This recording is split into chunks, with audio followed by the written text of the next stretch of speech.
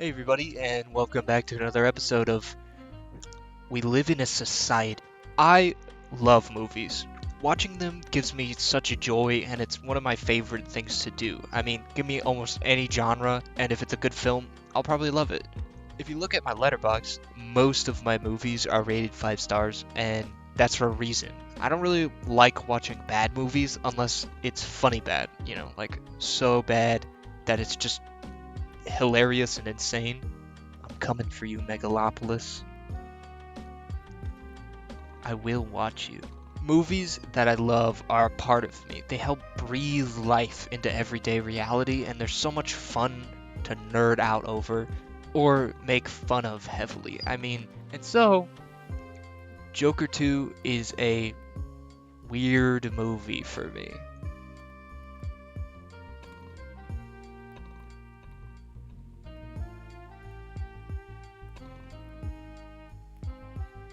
The first Joker movie is a really great film.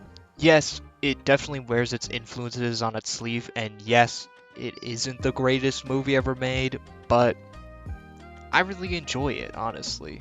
It's a great, fresh take on the Joker, and it gives a really awesome deep dive on the character of Arthur Fleck, specifically, someone that we've never cared or known about before.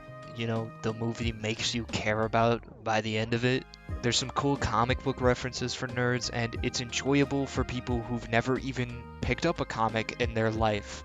It's a very well-rounded movie that takes its inspirations from many other films and mixes them with its own ideas and creates a good and mostly original experience. Obviously, it's not entirely original, but that's where it should have ended, being its own separate experience. See, I think The Joker only works as a standalone film. If you go back and watch it now, then you know that some of the events actually transpired in it. Obviously, Murray getting shot at the end of the movie, but because of the sequel, it loses all of the mystery it had initially. What I like so much about the first one is that you don't know if Arthur is just making all of it up or not. Like, he could be completely imagining everything, or some of it could be real. He's crazy, but he's supposed to be somewhat sympathetic, so if he is just crazy and making all of it up, then you feel bad for him, but you kind of lose all that sympathy that you gain from having the mystery by saying, yeah, he actually did murder people. And that's not to say that I don't think a murderer that has no idea what he's doing, what he's gone through, isn't interesting, because it is a very cool idea for a character, but I just don't think it works as well in the context of the first movie. And when you make a sequel, you take all that character and you cut it in half.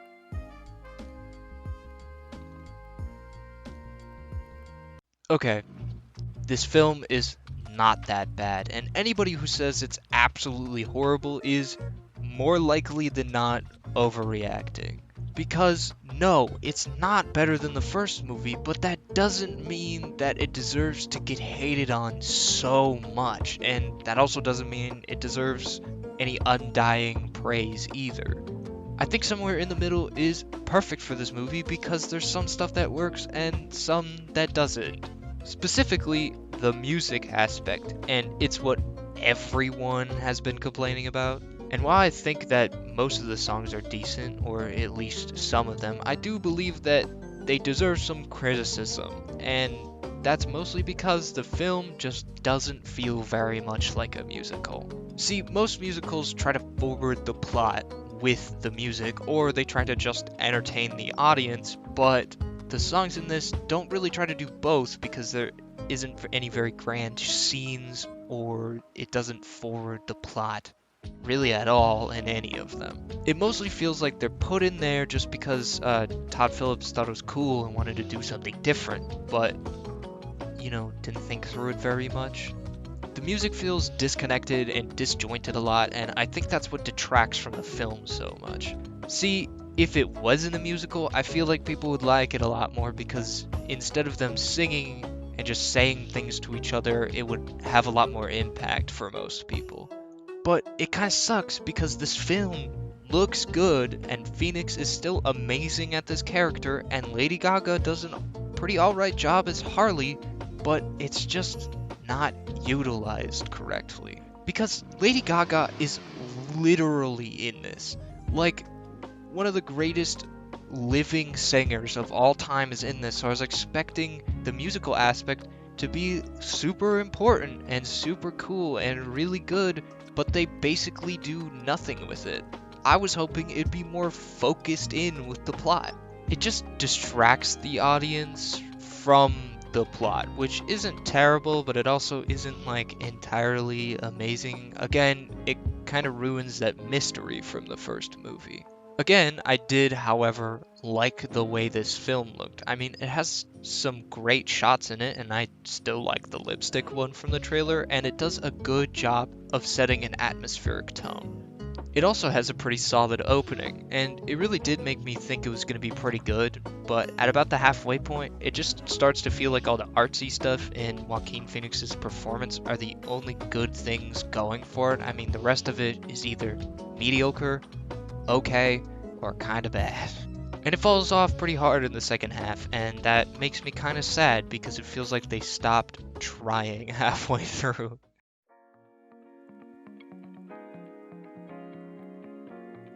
To conclude, I'd like to make a very important point. If you want to see this movie, go see it.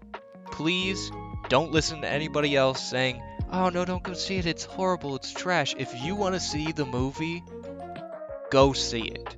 And if you like the first one, you probably won't love this sequel, but you probably won't hate it as much as everyone else does. And because of all the discourse behind this movie, it makes me think that the internet is much more of a black void when it comes to opinions as I originally thought it was. Because if you have one that's different from the main consensus, then you suck and shouldn't form a single opinion from now on.